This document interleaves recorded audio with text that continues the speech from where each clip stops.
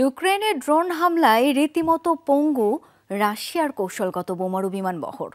ধ্বংস হয়ে গেছে বহরের অর্ধেক বিমান, ব্যাপকভাবে ক্ষতিগ্রস্ত মস্কোর নিউক্লিয়ার ট্রায়াড, এমনটাই দাবি সামরিক বিশ্লেষকদের। কিয়েভ বলছে অপারেশন স্পাইডার ওয়েভের কারণে $7 বিলিয়ন বেশি ক্ষতি হয়েছে মস্কোর। হামলা পরবর্তী চুলচেরা বিশ্লেষণে উঠে আসছে এমন তথ্য।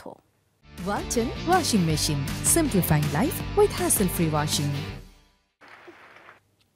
জল এবং আকাশ, এই তিন দিক থেকে পরমাণু হামলার সক্ষমতা নিয়ে গঠিত রাশিয়ার নিউক্লিয়ার ট্রায়াড, যেখানে আকাশপথে পরমাণু হামলার জন্য কৌশলগত বোমারু বিমানের বহর ব্যবহার করে থাকে মস্কো, যার মধ্যে রয়েছে পারমাণবিক বোমা বহনে সক্ষম TU-95, TU-22 এবং TU-160 মতো বোমারু বিমান।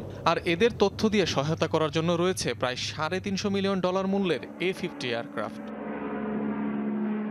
কিন্তু ইউক্রেনের অপারেশন স্পাইডার্স ওয়েভে ব্যাপকভাবে ক্ষতিগ্রস্ত মস্কোর নিউক্লিয়ার ট্রায়াড। ধ্বংস হয়ে গেছে কৌশলগত বোমারু বহরের অর্ধেক বিমান, যার মধ্যে 4টি সুপারসনিক TU-95 বোম্বার প্লেন, এমনটাই দাবি বিশ্লেষকদের।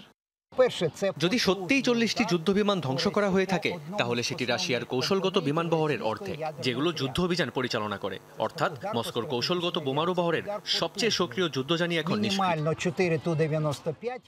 ধ্বংস হয়ে যাওয়া TU সিরিজ এবং A সিরিজের এয়ারক্রাফটগুলোর বেশিরভাগই উৎপাদন বন্ধ করে দিয়েছে রাশিয়া, যে কারণে পুনঃ উৎপাদন তো সম্ভবই নয়, মেরামতও কষ্টসাধ্য।